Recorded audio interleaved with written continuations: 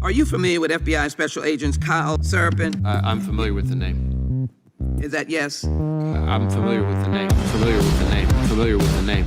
Let's bring in Kyle Seraphin. He's the FBI whistleblower who helped expose government censorship of our First Amendment rights. Now, we only have this memo because a recently suspended FBI agent called Kyle Seraphin brought it to the public, and we're grateful that he did. Kyle, thank you so much for joining us tonight. He's the host of something that strangely is called the Kyle Seraphin Show. Kyle Seraphin, I can't thank you enough for speaking out. I knew you guys were out there, and I knew it was just a matter of time, but you got a lot of guts putting your face and your name to this. You're doing a service on behalf of the American people, and from the bottom of my cracked and broken heart sometimes, thank you very much. Take a look behind the curtain with a real whistleblower and American patriot. Prepare to embrace the uncomfortable truth because this program has no time for comforting lies. Here is civil liberties enthusiast, Second Amendment defender, and recovering FBI agent Kyle Seraphin.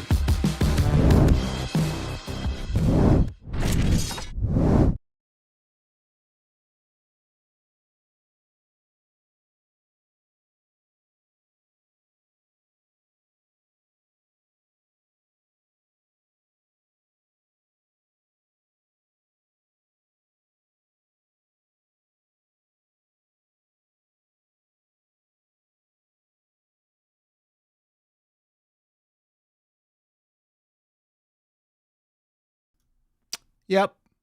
You guys heard that. I heard that. You didn't hear that. All right. So welcome to the Kyle Seraphin Show. Hello, everybody. It's Monday the 5th. I did a clap. You missed the clap. Now you can hear me. Don't tell me. I don't know. I don't know why this stuff happens. All right. So we're rolling here on rumble.com/Kyle Seraphin. Wouldn't be the Kyle Seraphin Show if we didn't have a couple of glitches. That's what happens when you're rolling it solo. Okay. So we're going to be talking about what is a Fed. All right. A Fed. What do you mean I sound? Oh, is it too loud? I'm just watching the chat and it's insane. Folks, let me know with some thumbs up when we got it figured out. Are we good? Can you hear me? Chat. Thumbs. I'm looking for thumbs. Can you hear us? Are you deafened? Did you all turn your volume up too high? Good Lord Almighty. Okay, sound is back. Good to go. All right, ladies and gentlemen. So here we go. We're talking about Feds. There's the social media chat that we had going back and forth. I like to get on board in the true social realm. And what do? We talk about the things you guys want to talk about. I try not to do the chemtrail thing. What I want to do is talk about real stuff. And half of you guys are very, very lazy about this. It's probably not the people in the chat. But if you guys saw how many thumbs up we had right now, you would laugh. There's hundreds of you. The issue comes down to this. When we use the word Fed, I think we are being very lazy. We're being lazy because it's easy to just be dismissive of a topic. But today's topic is relevant because we lost an FBI supervisor who was a good man, who was terminated on Friday. You guys remember the movie Office Space? In Office Space, they sit down with these two consultants, the Bobs, and the Bobs go, listen, we always do our firings on a Friday because statistically it's shown there'd be less likely to be an incident. And then Peter, the hero, is like, oh, well, good luck with your firings, Bob. They threw somebody out the door on a Friday on purpose. At the end of a news cycle, it didn't get picked up. I tweeted out. We saw a little bit of traction on there. Some people saw it on social media, but it's definitely not going to be a national news story. And it should be, because what is going on is the next step in the compliance purge that the FBI has been executing. You saw it with the suspendables. We saw kind of a lull. There have been a couple of folks that have been walked out that you haven't heard about, but we are aware of. And then we've got this one. And this one is a really big deal because it shows, one, they're going after a supervisor, and number two, it's been protracted, and there are other people that are still in play, and it's in an office that's very small. It's a great test case for people who chose to do something not about the vaccine mandate and not about January 6th. It's literally about the simple fact that you should have to go get a warrant under the Fourth Amendment that makes sense, that actually has legitimate probable cause. And if there is not that probable cause, then you can't swear out the warrant. It's as simple as that. It's the constitutional protections. And the biggest piece for me is this. I made a short video, and the video essentially just said, there is a specific reason why we used to be able to support groups like the ACLU, even though we didn't agree with what they were into. The ACLU used to defend Nazis. not because we love Nazis, not because we think Nazis are good, not because anything that they have to say is of value to society, but simply if awful speech is not protected, then all speech is on the menu because we're simply going to be deciding variations of gray, and some third-party adjudicator is going to come in and tell you whether or not the speech is acceptable. The reason that our First Amendment exists, and the reason why all of the amendments exist in the Bill of Rights, is that it was a compromise between anti-federalists who wanted a weak or no federal government at all, and people that realized that without a federal government, we wouldn't be able to do anything that a federal government would do. Like, you have to have some authorities and power. And the compromise was this: there are hard red line boundaries that are not allowed to be crossed. And we can't cross them, and we've been crossing them for years. This represents an escalation to me. And it's not a story that anybody else really has visibility to, because not everybody knows somebody in the FBI that is able to tell us what's happening in Coeur d'Alene, Idaho, of all places, a tiny little outpost office of the Salt Lake City field office, which is in and itself like a pretty small office. It covers a huge geographic area. It has Wyoming, it has Montana, it has Idaho, and all of Utah. And yet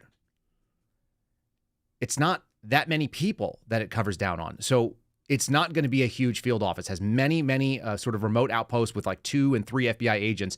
And it's a great place to go and run your test case purging.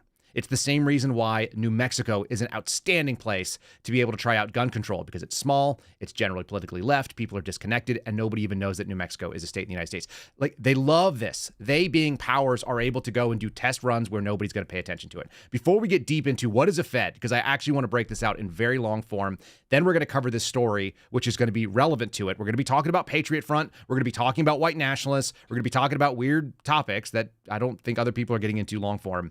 And then we got a couple other things on there. Before we do that, let me just say thanks to my friends over at Catholic Vote. They allow this to go on, even with the technical difficulties. At some point, somebody will come in and reproduce the show. But until then, it's just me. It's just the Kyle Seraphin Show with his just Kyle Seraphin pushing buttons and sometimes leaving off.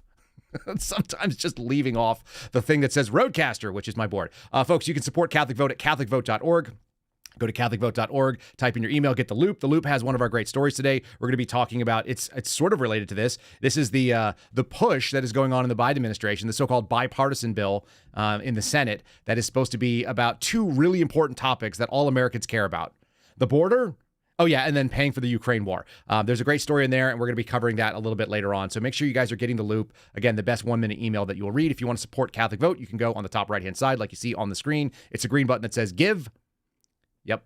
You can just go ahead and give a one-time or many-time gift if you are so inclined. You don't have to be Catholic to support CatholicVote.org. They are not involved in the Catholic Church. They are Catholics who go to Catholic churches, but they are not part of the Catholic Church. They're not part of Catholic Charities. They're an advocacy group for faith, family, and freedom in the United States, trying to back good candidates to get good political outcomes, because even though we're spiritual creatures and we live in a Christian worldview, we still know that there is an actual political world, and that doesn't necessarily play by the rules that we might want. So go ahead and check them out. We do appreciate their big sponsorship, and they are a fantastic crew.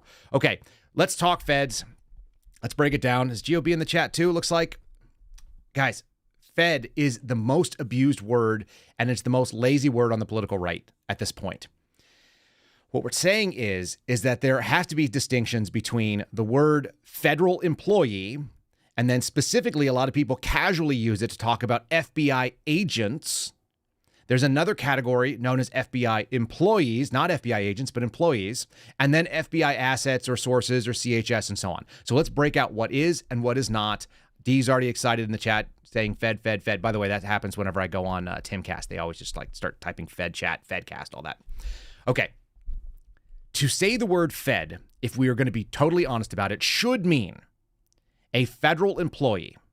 And a federal employee is someone who receives a W-2 from the federal government. That means that they are paid for, that they have a listed position that the Office of Personnel Management has recognized, and their job is something serving the federal government, that they have raised their right hand, they've sworn the oath to the Constitution like I did, and they are now getting that W-2 from some part of the Office of Personnel Management categories. Okay? That should be the definition of the word Fed.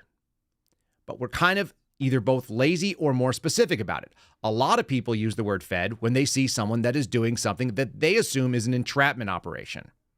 And that is both lazy in thinking and in action, because then you're implying that that person is not just a federal employee, but they are specifically an employee of a federal law enforcement agency. That would be known as a federal agent. And the problem comes, a lot of it, from our difficulty sort of squaring FBI as intelligence agency, DHS as intelligence. We don't really think of the DEA as being an intelligence agency, although they work in the intelligence sphere as well. All of these agencies, these law enforcement agencies, joined the IC after 9/11. This was really the death knell of federal law enforcement because they started getting involved in something that was outside of their purview, and they're really not set up to handle this type of operation. And the reason is when you are talking about CIA assets, they use the word agent not as an employee, but as an agent of the CIA means that's somebody who is recruited by the CIA who doesn't work for the CIA, even though they may get money. So a non-W-2 employee. We're playing this funny game where an agent outside the United States means someone who is acting, let's say, on behalf of U.S. interest, and they are aligned with an intelligence agency, but they're not working specifically for, as I mean, they get a paycheck from that agency. And then you get inside the United States, and we have a totally different set of rules where the word federal agent means law enforcement officer. That's a DEA agent. That's an FBI agent. That's an ATF agent. That's somebody who works for customs. That's a border patrol agent. All of these people are generally referred to as special agents because they have very limited scope under which they can represent U.S. authorities. So the term special, which I think I've actually brought this up on podcast, but I don't know if I've done it here. The term special agent is a limited subset of authorities. In the case of an FBI agent, it's Title 18 and Title 21 authorities to be able to handle federal law. But you can't go out and make treaties on behalf of the United States government. You can't go out and negotiate deals on behalf of people and say the federal government promises to do this thing, and I am representative as I sign this document saying that I can bind the U.S. government to it. That takes an actual agent of the U.S. government inside the United States. Again, that's the president. That's going to be your secretaries, your cabinet level people who can actually negotiate these types of things out and sign deals.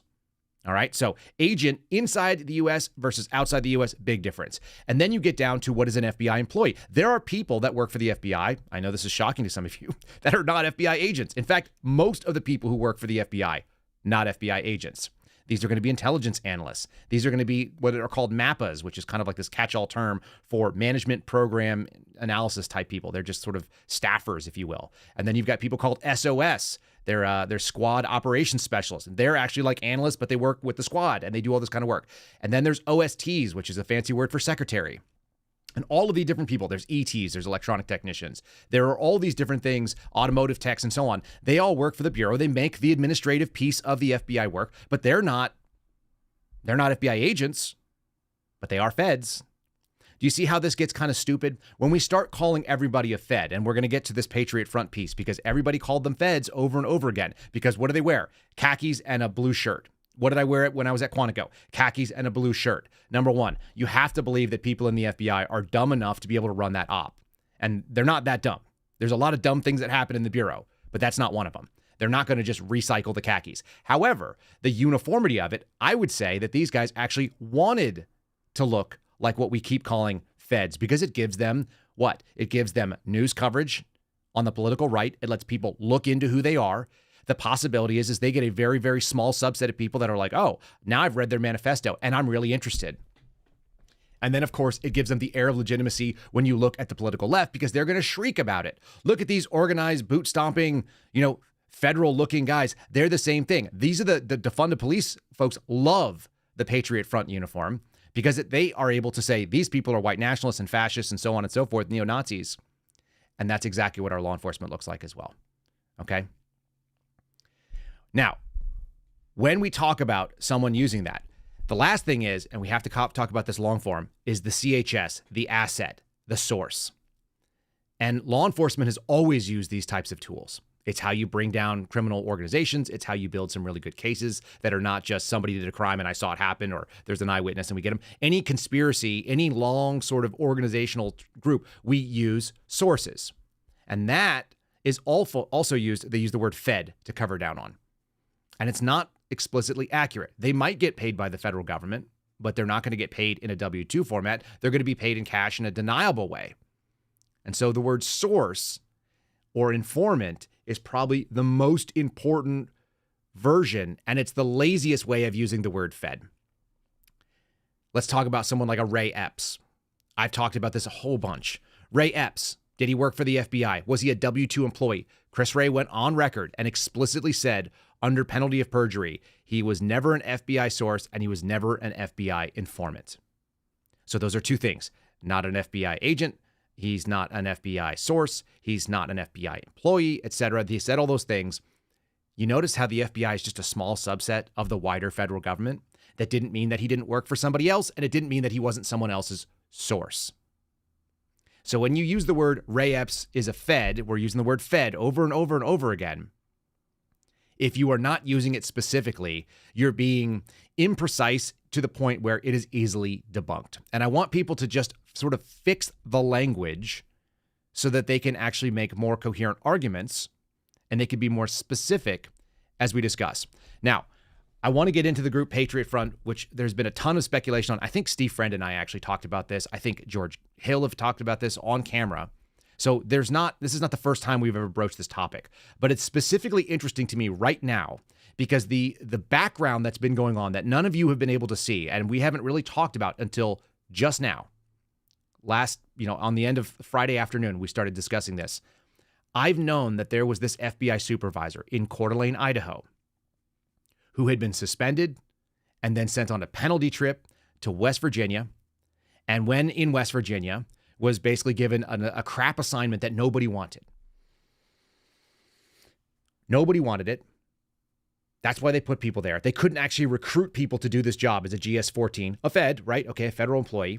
This is an FBI job that is the least desirable for all FBI agents, I think, is moving to West Virginia and supervising a bunch of non-agents to take phone calls that come into what's called NTOC, the National Tactical Operations Center. That's where if you call the FBI, 1-800-FBI-TIPS or whatever the number is, if you call that, then you're going to get somebody in West Virginia, and those people are going to hear what you have to say. They're going to take it, they're going to type it up, and they're going to send it off to some analyst. The analyst decides whether or not it's credible, and then they'll send it to the field office or not. And then generally speaking, a guy like me would then have to deal with it. And then you'd go, okay, well, this is garbage because we have analysts that are not agents that don't know what the constitutional authorities of the FBI are. And they try to do better. And theoretically, the job of the supervisor, who is an FBI agent, is supposed to look and be like, yes, no, on each of these things that get called in. That's how somebody ends up on the FBI's radar like an active shooter, when in fact, it's not an FBI possible case. The FBI is a very specific entity. And if we're precise with our words and are precise with our understandings, then we don't get screwed up in all this nonsense about calling somebody a Fed wrong. We don't say somebody's on the FBI's radar when it's incorrect. You don't want an FBI that has the ability to run out there and do all the things that you think it might do. It's not running after bank robbers. It's investigating grandmas. Why? Because we keep asking them to stop all the threats, and all they do is they go after the ones that are prioritized by the politicians. And that includes things like Patriot Front's kind of interesting to them. If the FBI is investigating Patriot Front and you call them a Fed op, that doesn't mean that there's not a failure of what we call deconfliction. Deconfliction is when one agency is running an operation, the other agency doesn't know about it, and they're investigating it. But at some point, when you start putting those people in cuffs, this organization, which by the way, I'm not going to indicate that Patriot Front belongs in cuffs. I actually don't think they do. I don't think they've done anything that has necessitated an arrest operation, certainly not on the federal scale. And we'll play a couple of videos about what happened in Coeur d'Alene. The problem is if you don't deconflict those, then you end up having, Fed, W-2 FBI agent employee, going and arresting either source or actual Fed if there's an undercover in there, and you screw up the op, right? And this has been the fodder for tons of different TV and movies and so on and so forth. However, in the case of Patriot Front, if there is an op being run, it is not being run by the FBI because the deconfliction would at least happen at some point in the last couple of years between the field office that's running it and the people who are actually out there doing investigations into it. And there are plenty of FBI agents that are doing investigations into members of Patriot Front, to include what was happening in Coeur d'Alene specifically. The problem is the group Patriot Front, which is really sketchy looking. I will agree with you right up front. They're wearing masks. That's not very patriotic. That's not what we see. for people that we agree with and trust. It's not what people who know that their speech is protected do. They're doing it on purpose, and they're getting a lot of attention, and they pop up randomly, and they have vehicles with license plates covered for whatever that's worth. Antifa does that too. Antifa did that in Portland, and they did it in Seattle, and it was fairly regular that you had all of the license plates covered or no license plates at all, and nobody did anything about it. Do you know why the feds did nothing about the license plate situation, whether it be in New York or whether it be in Portland or Seattle or whatever?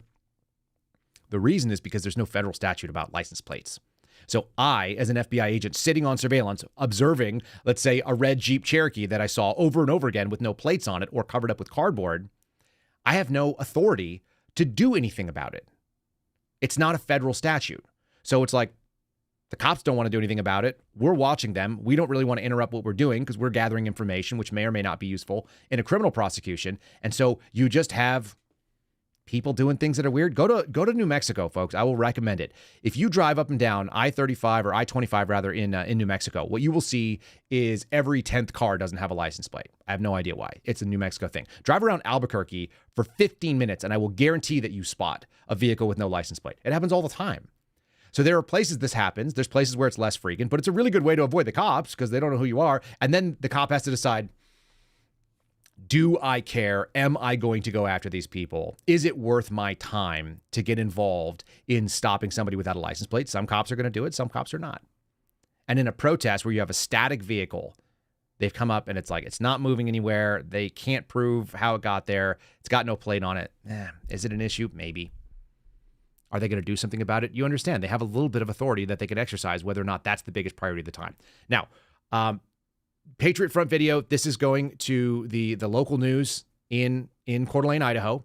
I'm going to play you a little video about what was going on. We have to know that these folks deployed out of the back of a U-Haul. This may be a new story to some of you, but this happened back in 2022. Deployed out of the back of a U-Haul, came marching out to a gay pride event, and then what? Nothing. Like, they were arrested right away for conspiracy to riot.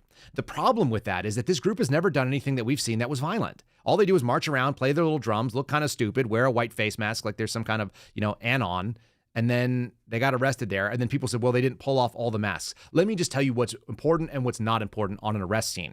What's important is getting people in cuffs and getting them searched for weapons. What's not important is whether or not their face mask is in the way at the moment. If they have a face mask on, they can't spit at us. I can always pull that down and take pictures later. I don't need to do it in front of the media or anything else if I'm looking for weapons and I have 31 people and only X number of cops to handle them. So it's not the priority.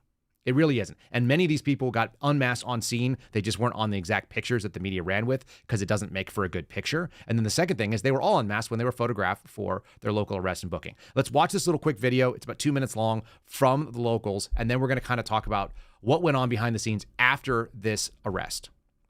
In other news tonight, it was earlier this afternoon, the final 3 members of a white nationalist group appeared in Kootenai County Court for arraignment. This comes more than 2 months after 31 members of the Patriot Front were found in the back of a U-Haul and arrested for conspiracy to riot at a Coeur d'Alene Pride event. So far, all of those men have pleaded not guilty. The first 2 trials in this case are expected to begin on September 19th. And among those in court today was founder and leader of the Patriot Front, Thomas Rousseau. He's from Texas, and according to the Southern Poverty Law Center and the Anti-Defamation League, he is a known white supremacist. So we dug a little deeper today. Here's what we found. 2 of the nation's top anti-discrimination and racial justice organizations say Thomas Rousseau grew up outside of Dallas, Texas, and began showing signs of white nationalist beliefs as a young teenager. In fact, this article in the Texas Observer newspaper says the FBI has been monitoring Rousseau since he was still a student in high school, where he often wrote opinion pieces in support of conservative topics. But it was shortly after he graduated that Rousseau emerged as a leader inside another white nationalist organization, Vanguard America. That hate group came into the national spotlight in 2017 after tragedy at the Unite the Right rally in Charlottesville, Virginia. 1 woman was killed after a man drove his car into a crowd of counter-protesters. And in the aftermath of Charlottesville, the Southern Poverty Law Center says Vanguard America dissolved into chaos, and Rousseau announced his new organization, Patriot Front. Since then, Patriot Front members have protested outside of numerous events, including anti-abortion rallies, Jewish synagogues, Black Lives Matter protests, and LGBTQ pride events. Blood and sword!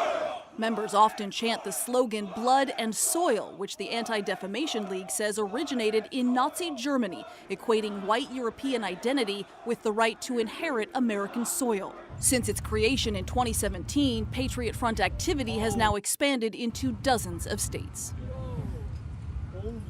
And you can read our continuing coverage on this case here out of Coeur d'Alene by just going to our website, creme.com. All right, so we don't have to get too much further into that. You guys saw it. Number one, the ADL's got a big problem with them, and the SPLC has a big problem with them. The same SPLC that has a problem with radical traditionalist Catholics and is looking to draw a line around them and white supremacists. Why? Because everything they do is a grift, and everything they do has to try to create this fantasy idea that there are more and more white supremacists running around. When you look, there's actually a fantastic article here that I've got from the SPLC that I looked at. It is the numbers on recruitment. And what they have is they assign these guys all numbers when they're like applying to be in Patriot Front. Yeah, there's an application process. And supposedly 1 in 5 of them was involved in the United States military, either current active or as a veteran. And they give them these numbers and it's like, applicant number 619857. So are you trying to tell me that there's 600,000 applicants to this? Absolutely not. There's probably dozens of applicants. When they got arrested, there were 31 people in Coeur d'Alene that you just saw. So they're trying to pretend to be bigger than they are. There's a guy who's 23 years old who allegedly, do you see a problem with this? The FBI has been watching since he was in high school? What on earth are we talking about? If somebody tried to tell me, hey, you got to you have to go after and monitor a high school student. What? Who's signing up to be a Fed? Okay, we're going to use the word again. Who is signing up to be a Fed and saying, yeah, my job is going to be to monitor high school students for writing in conservative newspapers? It's absurd. It's absurd, and it's frustrating on its face that anybody would take that job and say, yeah, I'm going to go do that. Generally what happens is somebody is going to make some crazy report, and then when they make that report, you're going to go, that's garbage. There's no federal crime involved in that, and you should stop. The problem is this is the crossover again, when the FBI is not just doing law enforcement, they're also doing intelligence work. And as an intelligence organization, they've got a completely different focus. The intelligence doesn't have to relate to a federal crime. They're looking for the threats, the threat landscape, which are not real things. These are amorphous and nebulous. And so the idea that you would take on a case that has no criminal aspect, that's fairly standard. That's the movement of going after and recruiting sources and trying to find out what they're doing to try to mitigate something that's never going to be a federal crime. This is where we got into some trouble. And this is where the trouble happened in Idaho. You just heard 31 people pulled out of the truck. They were arrested for conspiracy to riot. I've got a quick little update on that. They ended up convicting a handful of them. They ended up letting Rousseau off. This was like a misdemeanor crime, apparently. The weird thing is that the guys who work in the Coeur d'Alene field office, of which I have some visibility to, I didn't specifically talk, just for our Fed friends who are watching, for our actual FBI agents that may watch this, I didn't talk to anybody in that office. I have friends that are in the rest of the FBI that know people in that office, and I know of people there. So we have some mutual friends. I don't want anybody in Coeur d'Alene getting jammed up for this. And they're dealing with an Office of Professional Responsibility investigation. I know that as well. They're being investigated for doing the right thing, and we just had a supervisor removed for doing the right thing. What happened? They did the arrest, and inside that that U-Haul truck that you guys saw, there was a bag of cell phones. Apparently, part of the operational security of this group, which is not stupid, although it's not brilliant, they take all their phones, they download them all into a baggie, like going to a DUI party or whatever, or a non-DUI party. They threw all the phones in there and they said, hey, everybody put your phones in. They put it in this big bag, and then it just sits on the thing. So they don't have a phone on them when they're doing what they're doing. I don't know why they think that's going to help them, but that's what they do. Those phones were found. Then they took those phones, the local cops did, the Coeur d'Alene police, and they handed them to the FBI's field office, and they said, here you go, exploit these. Exploit means find out what's on them, look for the contacts, ping them against different investigations, see what kind of photos they have, see what kind of text messages are in there, what sort of planning they have. They took the phones. But the major issue is this. You can actually probably exploit a phone without an owner if there's a really good reason. What you can't do is exploit a phone without a really good reason when it has, one, you don't know who the owner is, and two, there's no federal crime that it's tied to. There's no federal crime of conspiring to riot in a local park where no riot happened and your organization has never been involved in a riot. You can be a white supremacist a-hole. You can write a manifesto online, which, by the way, I've read the Patriot Front's manifesto multiple times. I read it again this morning. I skimmed through it again. And there's tons of stuff, this whole pan-European bullshit about, it's white supremacy language. But they couch it in this sort of highfalutin version of the American people and the American nation are, the people are the nation, and then the land is called the country, and the government is called the state. And so they have this phrasing, and they're playing these games to make you feel pretty good about patriotism, unless you just read it and go like, no, I'm not part of pan-European, ethnocentric, whatever. It's garbage, but it's not illegal garbage. In fact, they're actually defended in having this sort of crazy speech, this crappy opinion by the First Amendment. It's First Amendment protected. In fact, awful and unpleasant and offensive speech was the only speech that we really need a First Amendment for in the first place. Nobody cares about your yoga recipes or your gardening. That's not going to get censored. Well, maybe it will now that the government doesn't like you relying on yourself. But generally speaking, historically, these things are pretty low bar. You don't have to worry about everyday ho-hum speech. You worry about offensive and inflammatory speech. That's the First Amendment's position. So when these guys went out there and didn't commit a federal crime and had their phones handed over to the FBI, which they didn't have any way to even know whose phone it was. And then you'd think, well, did they swab them for DNA and then they DNA test each phone and find out which guy it is and find out what that guy's background was and then decide individually whether or not to write a warrant for it? No. They were told, they being the agents in Coeur d'Alene, to write warrants for all the phones and send them off to be exploited by the cell phone exploiting team. Like what? How? That doesn't make any sense. There's no crime. So what are you even investigating? What even case would you open other than an intelligence case on Patriot Front, which we know there are those that exist. They would call them racially motivated violent extremists, potentially, because their rhetoric could cause that. So you start these cases, but those are not criminal cases. There's no criminal allegations, so you can't write a search warrant under it because there's no information or allegation that a federal crime is being committed. And that's what these agents said. They said, no, we can't write the search warrant. And if we do, all we're going to try to do is we're going to try to basically exploit the fact that the magistrate judges don't read our search warrants and trust the FBI. You're going to exploit FBI's trust. We can't do that. And so they pushed it to the supervisor and said, look, no probable cause. It's straightforward. Either you got it or you don't. There's no probable cause. I am not comfortable signing a warrant, sending it to a judge, raising my hand, and swearing or affirming that this stuff is true because the fact pattern doesn't back it. And the supervisor said, I agree. And headquarters came back down and said, no, you guys sign the warrant. Go get a warrant and exploit these phones. We want the information. This is why I don't think they are feds. Because if the FBI is driving so hard to exploit 31 phones of which they don't know who they belong to and is not willing to open individual investigations, it tells you that they don't have visibility to what's going on in that operation. And this is not public information that you guys would ever know about. So it's not like they're doing this for theater to perform for the public. This is actual people at the counterterrorism division who work for the FBI's, headquarters unit, the entire division that handles counterterrorism and domestic terrorism.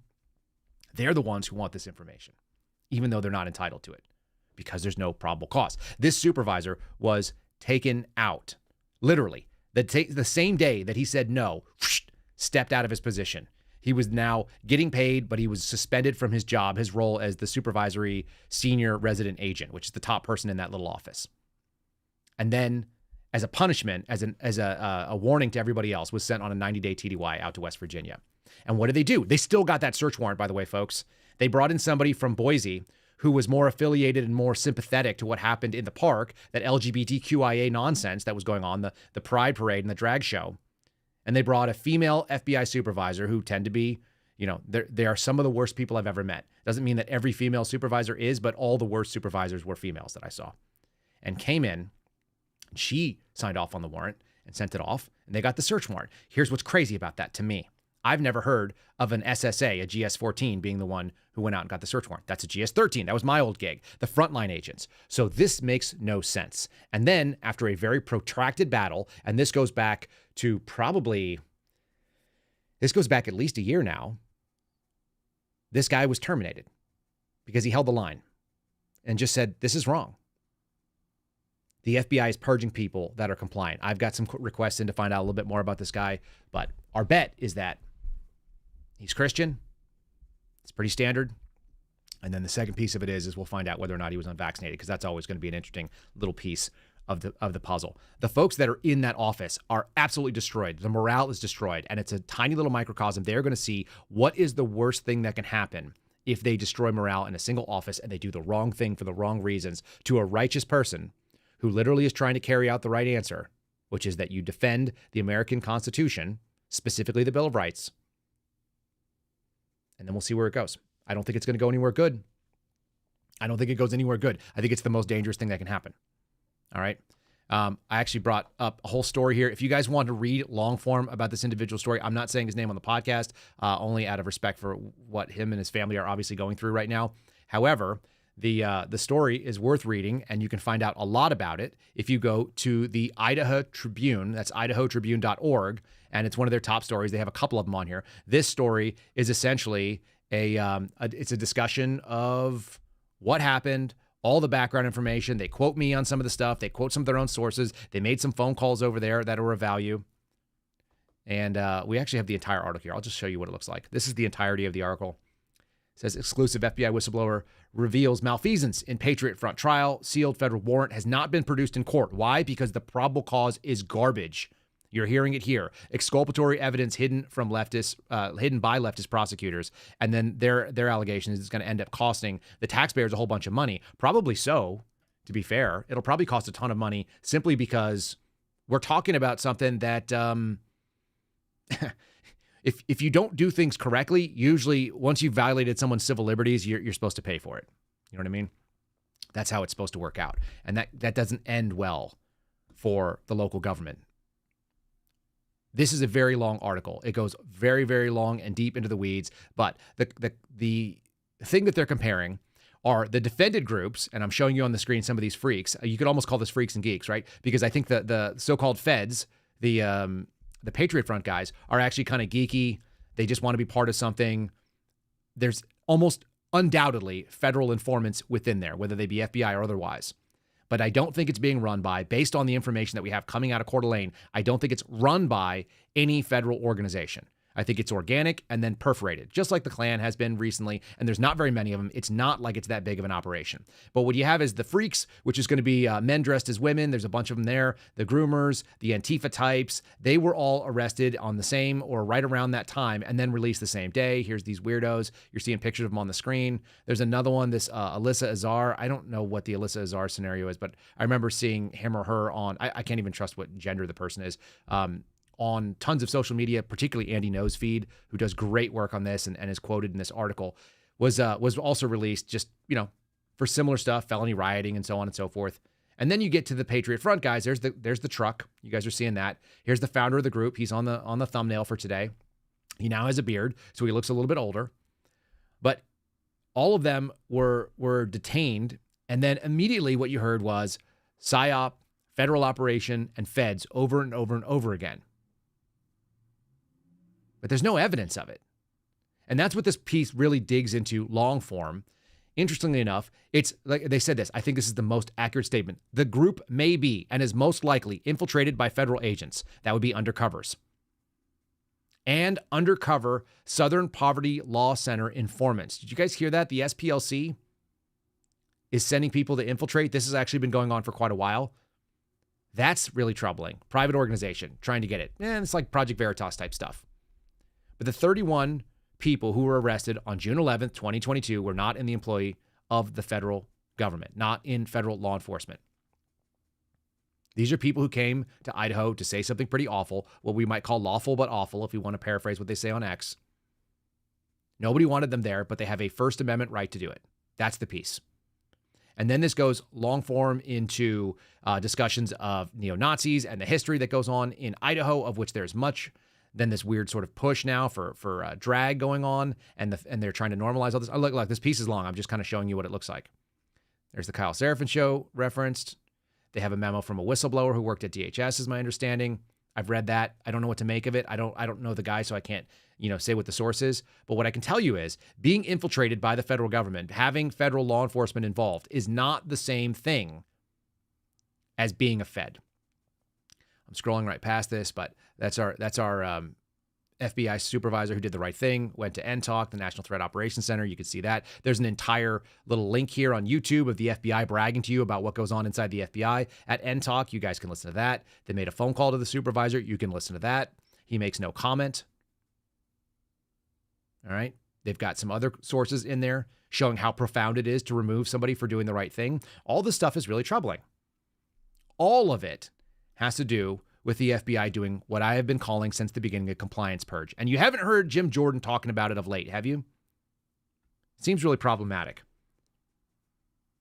I hope you guys have a better sense of what a Fed is and what a Fed is not. I encourage you to go read this article. It's worth your time if you only read one today. It's actually dated from like 9 months ago, so it's not breaking in this case. But this movement on the case, specifically letting us know like what's going on and where, the fact that it just started again. It's not over. And I have people in my bureau chat group that reach out, and they all are getting scared that they're going to start losing their jobs. They probably will. The FBI is going to ramp this thing up. Why? Because it's 2024, of course. And since it's 2024, I've been pushing this one for a little bit. Let's talk about one of our new sponsors just came on. I finally got my graphics correct. This came in over the weekend. This is my contingency medical antibiotic pack. I'm super excited about it. Look, it's a regular prescription. They give you all the paperwork you'd get if you ordered any other prescription anywhere else. If you were sick, they just give it to you in advance and they tell you how to find what's going on in there. Open this thing up. Look, handsome bag. I'm really a gearhead, so you guys know about that. Organized. Love that. These are regular prescription bottles. They have multiple courses of antibiotics in there. Then they've also got some of these little packs. So this is what we call in the trade Zofran. It's an antiemetic. It stops you from vomiting and stops nausea. It's awesome. They've got little 7-day packs of antibiotics, which there are recommendations on when you would use them, and then you can also consult with a physician. It's part of the telehealth package. Is that you actually set it up, send them your medical history, and then after you buy it, they send you the pharmacy, you hold on to it, you tell the doc if you got any questions, and they square you away, and you just take a course of antibiotics. If you're on the road, if you're doing backpacking, if you're doing survival, if you are preparing, they're good for a year, so you've got paperwork even if you travel, so nobody's going to go like, is that a good prescription? You're traveling with stuff that's outside of prescription? Nope. Real prescriptions, real doctors in your state, putting it back in your hands. It's actually a brilliant idea. I can't believe people haven't been doing this earlier. And I'm really excited. Check out promo code Kyle on Contingency Medical. You guys have seen it a couple times. Contingencymedical.com. Again, contingencymedical.com. Use the promo code Kyle, Kyle. That'll let them know that we sent you. You'll get a $10 off from the order. It's $300. It's like $299 and change. The shipping is free, and it's going to pop in there. And it takes about, maybe less than a week.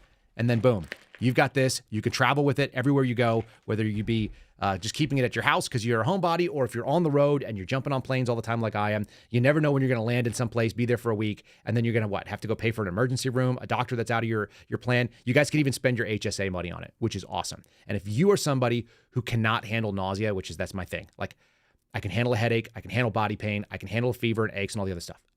Nausea, I'm done. It absolutely levels me. And having the Zofran option, pretty awesome. Can't get it without a prescription. Great stuff and a great company. Really into it. Can you guys tell? Also, I got so excited when that came in the mail.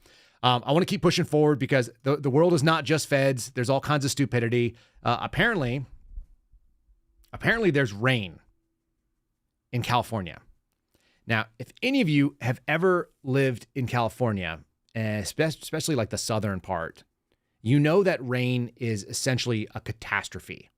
There's almost no way that people in California, particularly like Los Angeles and San Diego, know how to handle the rain. Clouds they can deal with, but when water falls from the sky, people lose their ever-loving mind. I've got a hilarious video. This is coming right out. This is not supposed to be our comedy bit. This is just real. But this is a hilarious video from Encino, California. It's a stand-up reporter, and he is showing unbelievable amounts of water, a small lake on the city streets because they have no drainage. This is water from the sky, people. You probably have never seen this, except everybody who's lived anywhere else in the world. When this happens, California falls apart, and then it becomes national news. Here is a reporter shocked that he's got wet shoes. C4's Jonathan Gonzalez is in Encino now for us with more on how this storm is impacting the San Fernando Valley. Jonathan. And you have to think about, Colleen and Carolyn, that those cars got trapped maybe an hour after the rain really started to fall, and it's been consistently falling since then. You can only imagine how much deeper the water is there. We're here in Encino at an intersection here at Ventura and Pettit that some cars right here don't even want to drive through. It is like a small lake. There is so much water that has built up in this intersection. As we watch this truck fly through, you're going to see how much water it kicks up. It's just incredible because it's not just the amount of rain, it's the intensity that has not let up even a little bit. It doesn't take much water for some roads to turn into rivers in the San Fernando Valley, so you can imagine how this much rain has impacted driving conditions along Ventura Boulevard in Encino and beyond. In Tarzana, fire crews had to rescue people from several cars that stalled along Topham Street right next to the G-Line bus route. The water was over a foot high in some spots from rain that hasn't stopped since it started. The road remains closed until crews can remove the cars once the water dissipates. As the brunt of the storm hits tonight and into the early morning hours, the darkness makes it all that much harder to see the ponding on the roads, making driving much more treacherous in a storm that is not letting up anytime soon. And speaking of which, we've seen many cars not even see how much water is in this intersection again at Ventura and Pettit here in Encino. They run right into it and are caught by surprise nearly every single time. Now, you do have to put this into some sort of perspective. These are the kinds of storms that would have easily flooded the San Fernando Valley until those flood mitigation efforts like the LA River and all those culverts and drainage systems that we have in the valley were put in about 100 years ago. So all things considered, as these cars move through here, it's okay, considering how bad it really could have been, but it is still very treacherous out there, very dangerous to drive. Those officials said today, and they stress it, and it's true, do not get on the roads if you do not have to, and if you do get out there, do not get into any kind of deep water. Guys, we'll send it back to you in the studio. I'm dying. Guys, it's raining. There's water from the sky. If you live in California and you don't have to drive, do not drive. Do not get out there on these roads. They're far too dangerous. There's ponding or puddling. Pooling. I don't know what they were calling it. They had a word that I've never heard of. It's called water, dude. I also love that it was as high as 12 inches in some places. That doesn't even hit the bottom of the hubs on my truck. That wouldn't even touch the undercarriage of my vehicle. Oh, man. It's so silly. Look, I'm not making this up that this is like a national story. This is 100% a national story. This is what it looks like on CNN's homepage.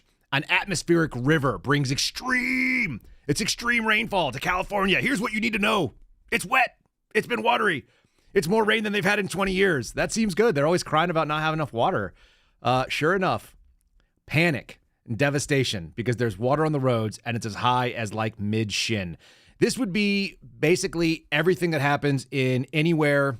I don't know. This even happens in like Albuquerque. They have what's called monsoon season every year where it just gets stupid and there's a ton of water that just dumps out. I had to look up this term because I'd never heard the term atmospheric river before.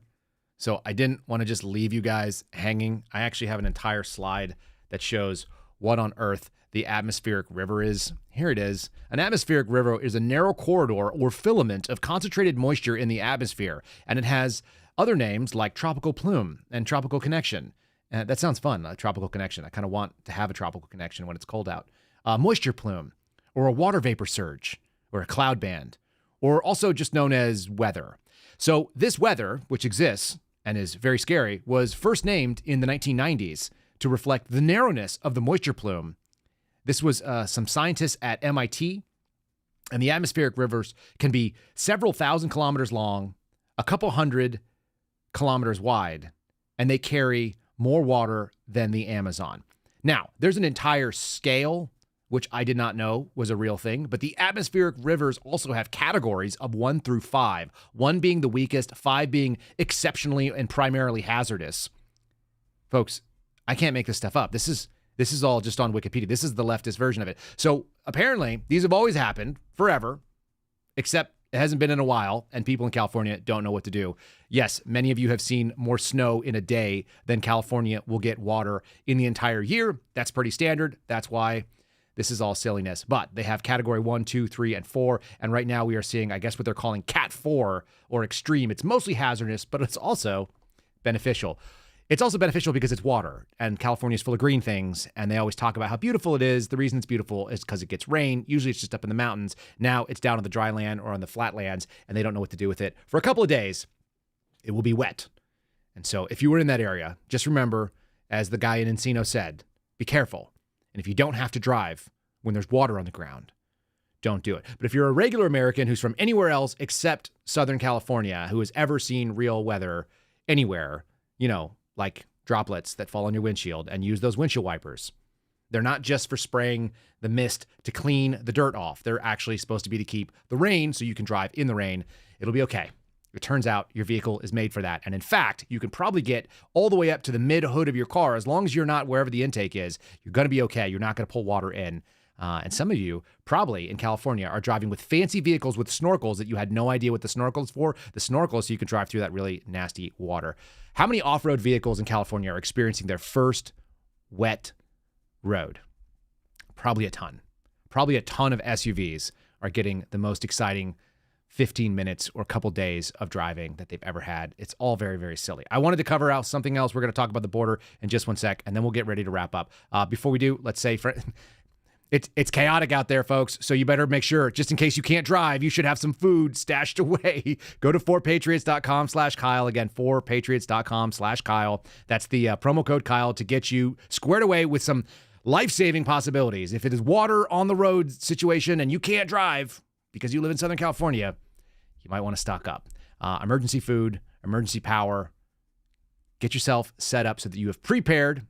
Otherwise, you're going to have to repair, and that might mean, I don't know, eating your pets. You don't want to do that. You're in California. You can't handle that. Go to 4patriots.com/Kyle. They're better than MREs, regardless of what you think about MREs. These taste better. They taste like real food. All you got to do is boil up some water. So they've got water purification. They've got gadgets and gizmos, but they have emergency food. You guys can buy a 72-hour for those people who get rained on in California for a couple of minutes.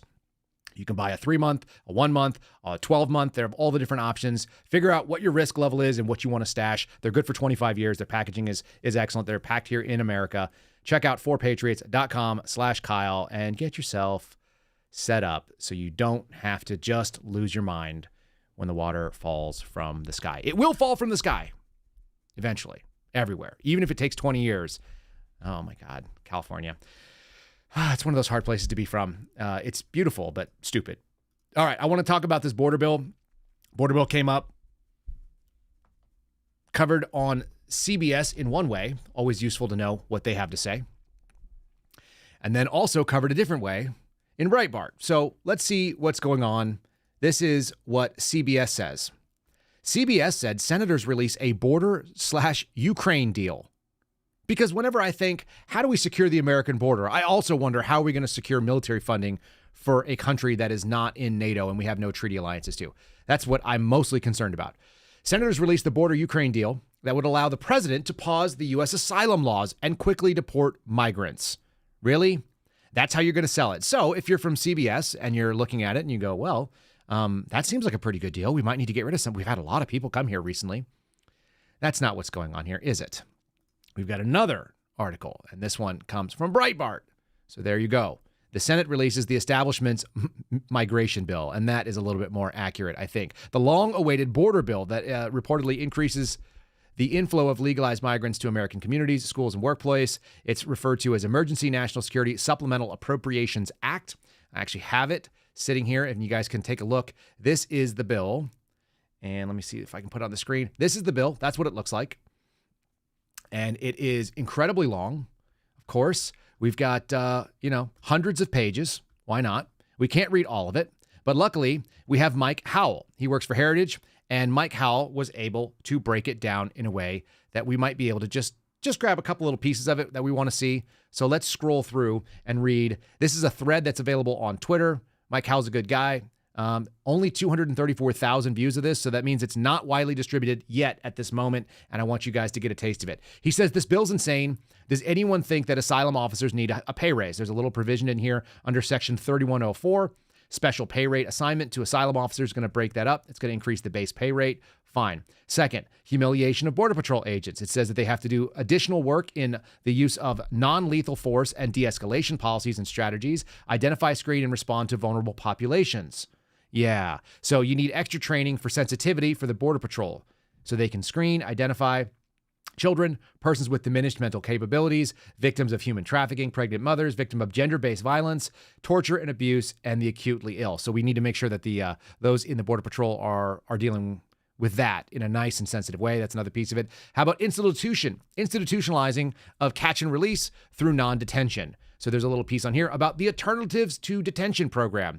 An adult alien, including the head of a household who's been referred to proceedings under this section, may be supervised under the Alternative to Detention program. That's going to be the catch and release. Great. So they want to put that in there. They're going to make that part of the requirement to analyze and give out. He says a new word salad for asylum. Actually, I think this is actually a little bit nastier than that.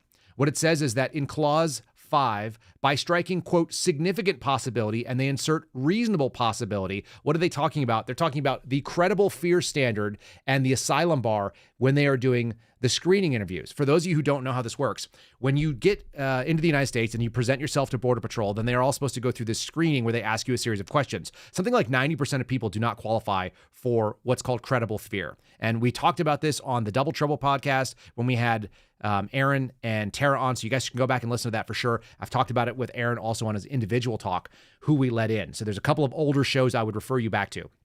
What it's worth noting is changing it from significant possibility to reasonable possibility. That is lowering the bar. Significant might be like 90% likely.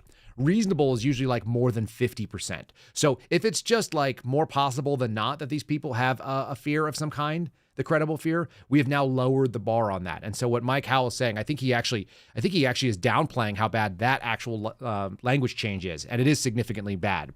Another one, locking in the future administrations into these giveaways. It's codifying it in federal law for 2025, 26, 27, and 28 and 29, which is to say that if they sign this into law, that would basically make the next administration beholden to it, right? Going out almost to 2030. That seems like a problem for us. We should be concerned about locking something in for years beyond this administration because they are not making anything honest. And of course, this is bipartisan, which you guys heard about, which is because Mitch McConnell is behind this. It's not even about a border bill, is his statement. This is the expedited employment eligibility. What does it do? This is a path for amnesty. I'm just going to let that sit for a second.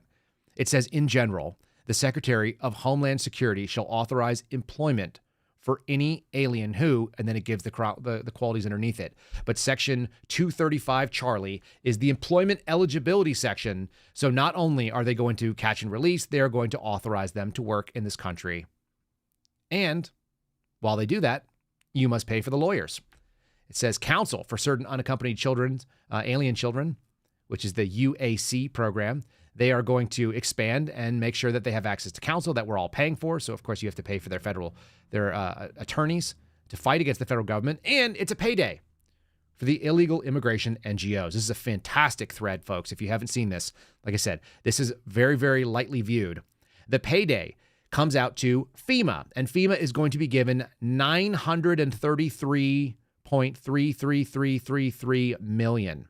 $933 million, just shy of $1 billion, that will be transferred immediately for FEMA use so they can do all of this work. And an additional $350 million. We are now north. We're like in the, $1.3 billion range, 1.2 and change billion dollars will be given that they have discretion over. So they have the ability to detain 46,000 individuals, increase the number of enforcement, removal operations, and so on. And they want to be able to make sure they can give this money away.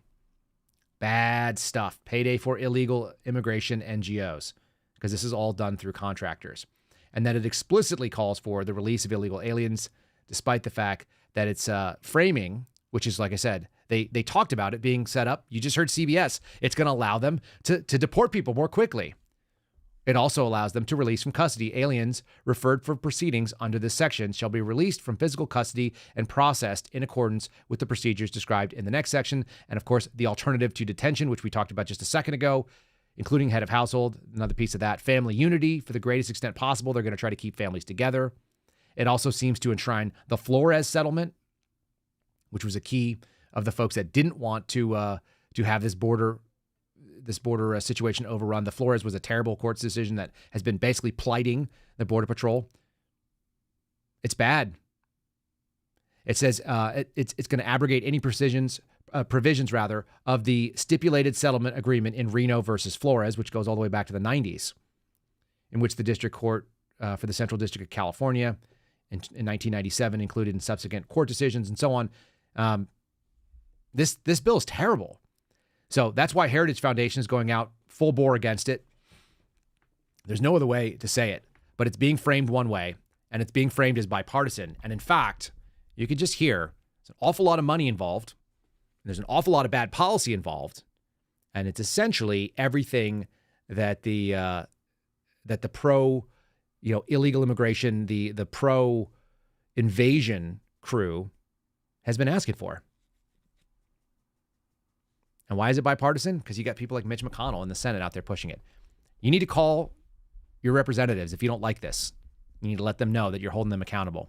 I saw some of the people in the chat were talking a little bit earlier about it. Let them know where you stand on this thing. It doesn't matter if they agree with you or not. Give them at least a voice. We've heard from some of our local reps. We heard from even from some of our federal reps that like a couple hundred phone calls makes a huge difference. There's more than a couple hundred people watching this right now. That doesn't mean there's a couple hundred in each district, but if you're on somebody who's squishy, if you got one of those rhino types, or you got one of those people that I would say is the actual Republican Party, the folks that are just willing to roll over on everything simply because it's compliance based because they want to give money to Ukraine, make that call. These things need to be broken out. I don't care what your position is on Ukraine. I don't want to give money away from this country, but if you think that it needs to be done, break it into a separate deal. There's nothing about the United States border that has anything to do with what's going on in Ukraine. Not even a little bit. It's awful. It's really, really awful stuff. And they just keep doing it. They keep spending our money in this way. So if you're not making phone calls, then you're just allowing whatever it is they decide to come up with, and that'll be the answer that they decide to do it. We talked a little bit about Black history. Before we do, I got a little video, which you guys have all probably seen before, but I want to thank my friends over at Patriot Coolers before we get there. This is the 19-ounce coffee mug. This is what's fueling the speed today. We've got the picture from the Seraphin family minivan up on the side. That is what I use to carry groceries in. That is the 50 quart in tan. Use promo code Kyle. Go to patriotcoolers.com. Promo code Kyle if you guys are in the market for a new cooler. If you're in the market for a new cup. We're coming into the nice season, except in California where it's terrifying and rainy. A lot of people are getting into sort of the soon-to-be spring, so you're going to be rolling out and experiencing a little bit of nature. Hopefully it's not raining on you, God forbid. And you might want a new cooler. You might want to be able to take hot or cold beverages with you when you go to work. And I recommend patriotcoolers.com. Been using them since 2017. Great product, good company, good people out of Texas, America. They support veterans. They support you and what you're about. Again, patriotcoolers.com. The promo code is Kyle, K-Y-L-E, saves you 10%. You'll get free shipping on any of the big items, which is more than 50%. Actually, I got this guy sitting right underneath here. Look at this. This is my lunchbox, guys. It's light. It's easy. It's super capable of keeping ice. You can fit exactly 17 bottles of beer in there or 24 cans of soda or beer, whatever you're into. Great soft-sided cooler. It's got little tie-downs on there for kayaks and stuff. Check them out. Again, patriotcoolers.com, promo code Kyle. Let's do this. This is one of those fun videos that's been circulating. Every Black History Month, I feel like I see this. It's still relevant. This goes all the way back to Mike Wallace being on TV, talking to Morgan Freeman. This is the right take, I think, about the extended January, also known as February and Black History Month. Black History Month you find ridiculous. Why? You're going to relegate my history to a month? Oh, come on. What do you do with yours? Which month is White History Month? No, well, come on, tell me. Well, I'm Jewish. Okay, which month is Jewish History Month? There isn't one. Oh, why not? Yeah. Do you want one? No. I don't either. I don't want a Black History Month. Black history is American history. How are we going to get rid of racism? Stop talking about it. I'm going to stop calling you a white man. Yeah. And I'm going to ask you to stop calling me a black man. I know you as Mike Wallace. You know me as Morgan Freeman. You want to say, well, I know this white guy named Mike Wallace. You know what I'm saying? How uncomfortable is Mike Wallace with that idea? Yeah, it's really hard to break away from the mainstream. You know what? That's what happens when you live in places where they've never seen rain. If you live in nice places. Morgan Freeman's the best, no doubt about it. Denzel's great. Two great guys that have been pushing back about, hey, why don't you just evaluate people based on the body of work? You know, that whole like concept that Martin Luther King Jr. talked about, the content of their character, maybe the fruit of their labors. Maybe we could just do that. I know Morgan Freeman as a movie star who also narrates incredible films. Funnily enough, my kids are watching this thing. I think it's on Netflix. We have access to Netflix for a couple of days for some reason. And they've got this documentary on like the evolution of planet Earth. And it's got these really great photos and videos, and some of it's CGI, it looks like, of animals and stuff like that as they evolved. And one of the things that you don't hear the climate change people crying about is the Ice Age. And those of you who are old enough to remember, we were on the edge. We were on the edge of an ice age for a while. Now it's climate change. Then it was global warming, right? There was a hole in the ozone layer. Everything was going to kill us. All that stuff. There's water coming from the sky. California has now turned their roadways into rivers. It's craziness. But there was an ice age, and it went for 200,000 years, apparently, based on these climate scientists' estimations. 200,000 years of basically everything freezing to death and dying, and the only thing coming out of it were like, some very, very capable and very, very equator-based critters. Killed off almost every single thing in the tidal shelf. It's so silly. It's so fun. Whenever somebody's telling you to be paranoid, you wonder, like, what are they trying to sell you? What is it that they're selling you? And mostly, it's just foolishness what it's talking about this stuff. All right, I got dad jokes, 100%. I'm not going to leave you guys hanging for dad jokes. I have left you hanging for a couple days on the dad jokes. So we're going to do this in honor of Black History Month. This is a father and his son. And this is that moment when your son executes his first dad joke and you're mixed with both horror, shame, and pride at the same time. So let's just take a little look at this guy. Dad, Sunday was a sad day. But the day before that was a Saturday.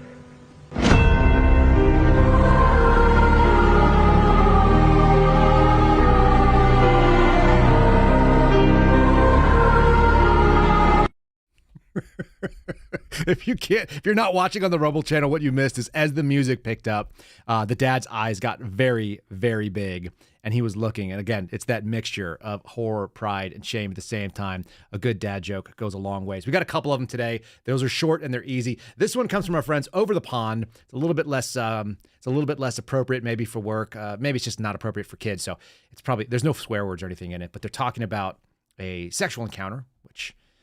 They look very young. I guess they're old enough to be doing that sort of thing. I can't tell. People who shave their face, I have no idea how old you are. Little dad joke from the Brits. Let's just share this one too. Girlfriend dressed up as a policewoman and told me I was under arrest on suspicion of being good in bed. After 2 minutes, all charges were dropped due to lack of evidence. Girlfriend dressed up as I don't know what's better. I don't know if it's better that the joke is kind of funny, it's kind of clever, but more importantly, the laughing and how much that set off these guys is actually slightly better. So obviously too young to be dads. That's why they can't sell it, but they did laugh in a good way. So we don't hate them for that. All right, I got one more cheese.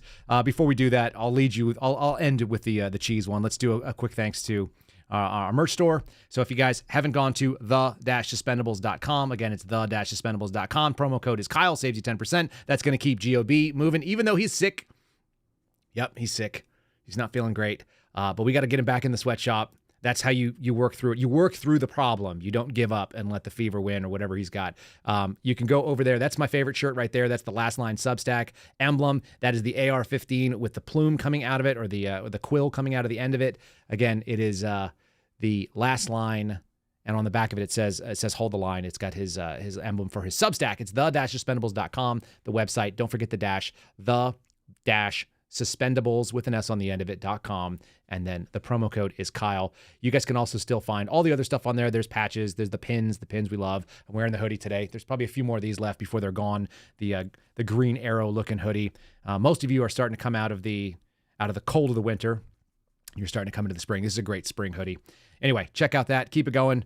The-suspendables.com. Promo code Kyle. Support the O'Boyle family sweatshop. And let's do a 5-star review. And this one actually is not a 5-star review that you guys are used to. I threw it up from True Social because Well, because he said he didn't have the ability to do a 5-star review anywhere else. He says, Kyle, I just wanted to say that your show is tremendous. I give it an A+ rating. I'll translate that into 5 stars.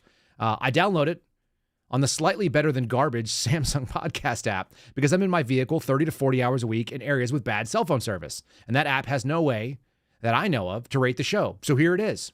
Thanks for being a true patriot and an American hero for doing what was right, exposing FBI corruption and doing so in a very entertaining way. Well, that's from Joey Dingay or Joey Ding A. I have no idea, but thanks so much for following on True Social. And sometimes we'll have a little bit of alternative. We've broken the 900 total reviews on Apple, so I'm kind of playing a little bit and going out and grabbing some of these other sources. I don't want you guys to think that we don't know you're out there, and I do appreciate it. And when you send a nice message like that, 100% willing to share it with the audience. So I hope that you guys are following. Again, subscribe. You can do it on rumble.com/Kyle Seraphin. I don't know if we plugged that. We had a pretty good show for a Monday as far as even with the technical glitches. We had a huge number come out. So thanks so much for all of you guys joining. And then let's do one last dad joke.